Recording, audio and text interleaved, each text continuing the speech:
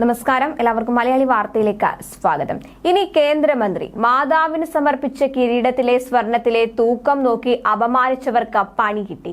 ഒടുവിൽ തൃശൂരെടുത്ത് സുരേഷ് ഗോപി. ആശംസയുമായി താരങ്ങൾ തൃശൂരിലെ യഥാർത്ഥ മതേതര പ്രജാദൈവങ്ങളെ വണങ്ങുന്നു. വൻ വിജയത്തിന് പിന്നാലെ പ്രതികരണവുമായി താരം. സ്വന്തം മകളുടെ കല്യാണത്തിന് മനസ്സറിഞ്ഞ് ലൂർദ് മാതാവിന് കിരീടം സമർപ്പിച്ച സുരേഷ് ഗോപിയെ പല ദിക്കിൽ നിന്നും അപമാനിച്ചിരുന്നു. കിരീടത്തിലെ സ്വർണത്തിന്റെ അളവ് കുറഞ്ഞതാണ് കാരണം. എന്നാൽ സുരേഷ് ഗോപി തോറ്റില്ല. ഭക്തന്റെ മനസ്സ് തുറന്നു പറഞ്ഞു. അവസാനം മാതാവ് സുരേഷ് ഗോപിയെ സഹായിച്ചു. ഇനി കേന്ദ്രമന്ത്രിയാകും. വിജയിച്ച ഈ വേളയിൽ സുരേഷ് ഗോപിയുടെ പഴയൊരു വീഡിയോയാണ് ഇപ്പോൾ വീണ്ടും സോഷ്യൽ മീഡിയയിൽ വൈറലായിക്കൊണ്ടിരിക്കുന്നത്. ഒരു മുഹൂർത്തം തീർച്ചയായിട്ടും സൃഷ്ടിക്കപ്പെടും. വിജയമെന്ന് തന്നെ ഞാൻ വിചാരിക്കുന്നു. വിജയമാണെങ്കിൽ വിജയം, അല്ലെങ്കിൽ അതിനപ്പുറത്ത് മറ്റൊരു മുഹൂർത്തം വരും. അതെപ്പോഴാണെന്ന് എനിക്ക് പറയാൻ പറ്റില്ല. എനിക്ക് സിനിമ ചെയ്യണം. ഞാൻ സിനിമ ചെയ്തുകൊണ്ട് MP ആയി പ്രവർത്തിക്കും. നിങ്ങൾ വിജയിപ്പിച്ചാൽ. ഇനി അങ്ങനെയൊരു മുഹൂർത്തമാണ് വരുന്നത് എങ്കിൽ അതിനു മുൻപ് ഞാൻ 10 ലക്ഷം രൂപയ്ക്ക് ഒരു വൈരക്കല്ലെങ്കിലും പതിപ്പിച്ചുകൊണ്ട് മാതാവിന് കിരീടവുമായി ഞാൻ വരും. ഇത് എന്റെ ഹൃദയത്തിന്റെ കുടുംബ വേദനയിൽ നിന്ന് വരുന്ന മറ്റൊരു നേർച്ച മാത്രമാണ് എന്നായിരുന്നു സുരേഷ് ഗോപി അന്ന് പറഞ്ഞത്. ലോക്സഭാ തിരഞ്ഞെടുപ്പിൽ തൃശൂരിൽ നിന്ന് വിജയിച്ച NDA സ്ഥാനാർത്ഥി സുരേഷ് ഗോപിക്ക് ആശംസകളുമായി മലയാള സിനിമാ ലോകവും എത്തി.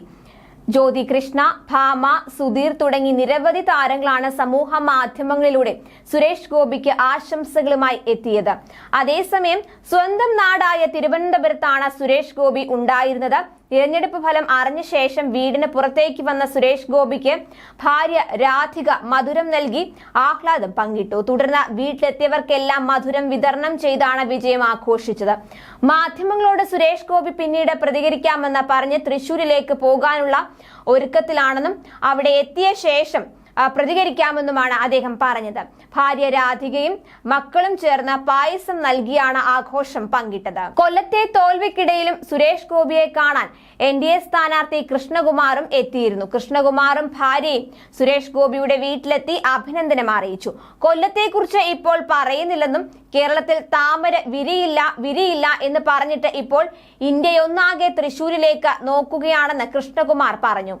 ഇന്ത്യൻ രാഷ്ട്രീയത്തിലെ ഹീറോയായി സുരേഷ് ഗോപി മാറിയെന്നും കൃഷ്ണകുമാർ പറഞ്ഞു. ഒരു വലിയ പോരാട്ടത്തിന്റെ കൂലിയാണ് ദൈവങ്ങൾ തനിക്ക് നൽകിയിരിക്കുന്നത് എന്ന പാർലമെന്റ് തിരഞ്ഞെടുപ്പിൽ കേരളത്തിൽ ആദ്യമായി താമര വിരിയിച്ച തൃശൂരിലെ NDA സ്ഥാനാർത്ഥി സുരേഷ് ഗോപി പറഞ്ഞു. ഒഴുക്കിനെതിരെയാണ് നീന്തി കയറേണ്ടിയിരുന്നത്. ആ ഘട്ടത്തിൽ വ്യക്തിപരമായി ഒരുപാട് ദ്രോഹങ്ങൾ തനിക്ക് നേരെ നടന്നെന്നും അതിൽ നിന്ന് കരകയറാൻ കഴിഞ്ഞെന്നും സുരേഷ് ഗോപി പറഞ്ഞു. നടന്ന കാര്യങ്ങളുടെ സത്യം തൃശൂരിലെ ജനങ്ങൾ തിരിച്ചറിഞ്ഞു. ഞാൻ അവരെ പ്രജാദൈവങ്ങൾ എന്നാണ് വിളിക്കുന്നത്. വഴിതെറ്റിക്കാൻ നോക്കിയപ്പോഴൊക്കെ ദൈവങ്ങൾ അവരുടെ മനസ്സ് ശുദ്ധമാക്കി എന്നിലൂടെ എന്റെ രാഷ്ട്രീയ കക്ഷിയിലേക്ക് തിരിച്ചുവിട്ടെങ്കിൽ ഇത് അവർ നൽകിയ അനുഗ്രഹമാണ്. തൃശൂരിലെ യഥാർത്ഥ മതേതര പ്രജാദൈവങ്ങളെ വണങ്ങുന്നു. അവർ മൂലം മാത്രമാണ് ഇത് സാധ്യമായിരിക്കുന്നത്.